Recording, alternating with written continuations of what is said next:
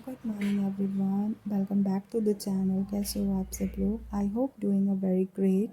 And आप सब लोगों की प्रिपरेशन भी बहुत अच्छे से चल रही होगी। सो ये क्लिप जो मैंने ऐड किया है ना, वो डे 1 के टारगेट का ऐड किया है, बिकॉज मैं उसमें ऐड नहीं कर पाई थी, तो इसलिए मैंने इसमें ऐड कर दिया। एंड डे 2 का जो मेरा टारगेट था, हिंदी में मैंने उपसर्ग और प्रत्यय का रिविज़न किया है। एंड जीके जीएस में मेरा हिस्ट्री के 3 टॉपिक मैंने लिए थे, दिल्ली सल्तनत, प्रशासन एंड दिल्ली सल्तनत कला और स्थापना, और दिल्ली सल्तनत साहित्य। ये 3 टॉपिक मेरा हिस्ट्री का था। एंड मैं क्या करती हूँ ना कि जो भी टॉपिक्स पढ़ती हूँ उस टॉपिक के क्वेश्चन आंसर ना मैं साथ में ही लगाते चलती हूँ। प्रीवियस ईयर लगाती हूँ पहले तो, और इसके बाद से आप क्या कर सकते हैं ना, अगर आपको क्वेश्चंस कहीं से नहीं मिल रहे हैं तो आपको अलग से बुक लेने की ज़रूरत नहीं है। आप चैट जीपीटी पे डाल दीजिए, उस टॉपिक का नाम डाल दीजिए कि हमें उस पर क्वेश्चंस दे दे, तो वो वहाँ से आपको क्वेश्चंस मिल जाएगा। एंड आप जितने भी क्वेश्चंस लगाने चाहो, 40 क्वेश्चन, 50 क्वेश्चंस, तो उससे क्या होगा कि आपका जो मतलब आपने जो टॉपिक पढ़ा है ना, वो बहुत अच्छे से मेमोरेबल हो जाएगा, आपके माइंड में सेट हो जाएगा। तो वहाँ से आप क्वेश्चंस लगा सकते हो ईजिली। आप अलग से कोई बुक मत खरीदो, प्रीवियस ईयर का अपना लगा लो, और उसके बाद से पर टॉपिक जितने टॉपिक आप पढ़ो उसका क्वेश्चन ज़रूर लगाओ। इससे अगर आपको कोई चीज़ आप भूल भी रहे हो तो उसको अंडरलाइन कर लो, एंड नेक्स्ट टाइम जब आप रिवीजन करो तो वो चीज़ आपके माइंड में आ जाएगी। तो मैं इस जैसे ही टॉपिक पढ़ती हूँ, इन तीनों टॉपिक को मैंने पढ़ा और इसके सारे प्रीवियस ईयर क्वेश्चंस लगाए, और इसके बाद से मैंने तो नहीं चैट जीपीटी से लगाया, बट मैं आपको एक आइडिया दे रही हूँ कि अगर आपको लगाना है तो आप लगा सकते हो, क्योंकि मेरे पास थोड़ा टाइम कम है तो इसलिए मैं नहीं लगा पा रही हूँ। एंड इसके बाद से मैंने हिंदी पढ़ा। हिंदी में मैंने उपसर्ग और प्रत्यय पढ़ा। उपसर्ग प्रत्यय के टॉपिक पढ़ने के बाद, रिवीजन करने के बाद से मैंने लगभग 150 से 200 क्वेश्चन, जो कि आदित्य पब्लिकेशन के बैक साइड में क्वेश्चंस दिए हुए हैं, वहाँ से मैंने क्वेश्चंस लगाए हैं।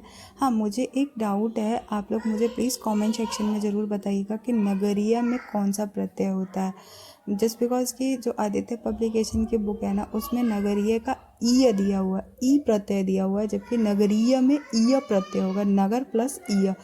तो इस चीज़ को आप लोग ज़रूर बताइएगा कमेंट सेक्शन में कि मैं सही हूँ या फिर बुक में जो दिया हुआ है वो सही है। तो इस तरीके से मैंने अपना हिंदी का अच्छे से रिवीजन किया। अभी मैं ना जस्ट क्लासेस वगैरह कोई नहीं ले रही हूँ, बिकॉज क्लासेस लेने में ये होता है कि पूरा टाइम आप क्लास लेते रहो और नोट्स बनाते रहो, तो वो मुझे नहीं करना है। वो मैं जब मेरा अच्छे से मैं सब चीज़ों का पढ़ लूँगी, फिर उसके बाद देखूँगी कि एडिशनल में मुझे क्या करना है, देन मैं क्लास लेने का सोचूँगी। और मैं कोई किसी भी टीचर से कोई भी मैं पेड कोर्स नहीं लेने वाली हूँ। मैं अपने हिसाब से पढ़ने वाली हूँ, बिकॉज़ ना पेड कोर्स ले लो फिर वो सिलेबस कंप्लीट नहीं होता, फिर उनके हिसाब से चलो। अभी क्या है कि आपको हर चीज़ आता है, तो आप अपने हिसाब से सेल्फ़ स्टडी कर सकते हैं। तो मैं अपना सेल्फ़ स्टडी कर रही हूँ। अगर आप लोगों को किसी को भी लेना है तो आप लोग अपना ले सकते हो। बहुत सारे जैसे रोज़गार विद अंकित सर हैं, एग्ज़ामपुर के विवेक सर हैं, उन लोगों का कोर्स है। बट मैं आप लोगों को यही सजेस्ट करूँगी कि जितना ज़्यादा आप सेल्फ़ स्टडी करेंगे ना, उतना ज़्यादा आप लोगों के लिए बेटर रहेगा। तो सेल्फ़ स्टडी में ये होता है कि आप अपने हिसाब से चीज़ें पढ़ते हो, और वहाँ पे क्या होता है कि आप उनके अकॉर्डिंग चलोगे। और दूसरी बात, रही बात मूल विधि की, तो मूल विधि अभी मैं नहीं कर रही हूँ। मूल विधि के लिए एक राम सर हैं जो कि रोज़गार विद अंकित पे पढ़ा रहे हैं। वो आप अगर चाहो, जिसको भी मूल विधि करना है, तो आप वहाँ से कर सकते हो। वो बहुत अच्छा पढ़ाते हैं, मैंने उनकी 1-2 वीडियोस देखी हुई हैं, तो आप मूल विधि वहाँ से कवर अप कर सकते हो। मैं अभी इसलिए कवर नहीं कर रही हूँ क्योंकि जैसे मैंने बताया कि मेरा एग्ज़ाम है, तो उसके बाद करूँगी कवर। एंड मैथ्स में मैंने आज परसेंटेज ही किया है। कल मैंने कुछ क्वेश्चंस लगाए और कुछ क्वेश्चंस आज मैथ्स के लगाए हैं। मैं कम से कम मैथ्स के परसेंटेज या इट मीन्स कि जो भी टॉपिक लूँगी उसे एटलीस्ट 3 to 4 डेज़ लेके चलूँगी, क्योंकि मेरा एग्ज़ाम इतना भी पास नहीं है, तो इसलिए 3 to 4 डेज़ लेके चलूँगी। क्योंकि मैथ्स मेरा थोड़ा वीक है, तो मैथ्स पे मुझे ज़्यादा फोकस करने की ज़रूरत है। तो इसीलिए मैं एक टॉपिक को कम से कम 3 से 4 दिन लेके चलूँगी, ताकि जितना भी लो टू हाई लेवल के क्वेश्चंस हैं उन सबको अच्छे से कर पाऊँ। तो मैथ्स में मैंने परसेंटेज किया।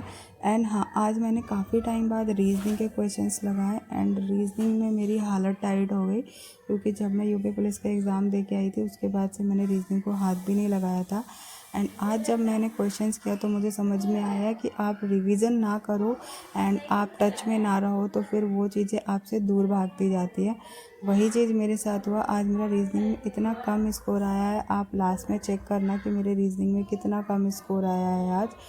बहुत सारे ऐसे क्वेश्चंस थे जो कि मतलब लाइक GK GS वाले क्वेश्चन रीजनिंग के पार्ट में थे, क्योंकि मैं प्रीवियस ईयर लगाई हूँ सेक्शन टेस्ट बुक से जाके मैं प्रीवियस ईयर लगाई हूँ। तो उसे आप एक बार चेक करना। एंड आप लोगों को मैं यही सजेशन करूँगी कि आप थोड़ा बहुत भी पढ़ते रहिए, लेकिन पढ़ते रहिएगा, बिकॉज़ आप अगर उस चीज़ को छोड़ देंगे ना तो फिर बाद में उसको कवर होने में ही टाइम लगेगा।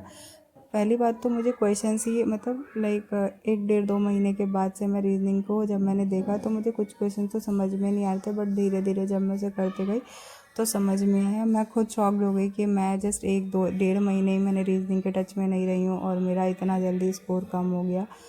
तो वो चीज़ है, मुझे अपना रीजनिंग इम्प्रूव करना है।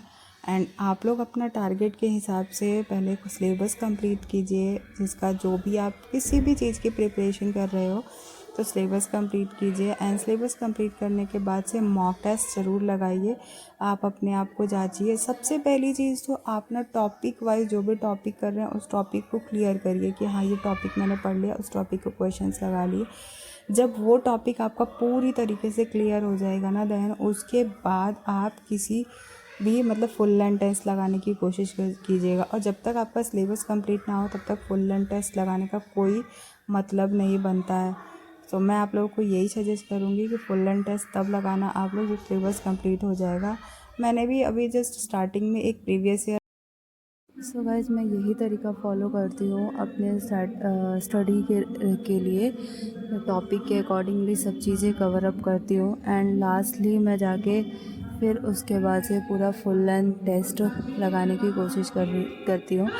मैंने पहले वीडियो में भी आप लोगों को बताया है कि मेरा ASO का भी एग्ज़ाम है, तो इसलिए मैं GK GS पे ज़्यादा फोकस कर रही हूँ। तो प्लीज़ आप लोग इस चीज़ को अच्छे से स्टडी कीजिए और हर चीज़ को स्ट्रैटेजी वाइज फॉलो करेंगे ना तो ज़्यादा बेटर रहता है।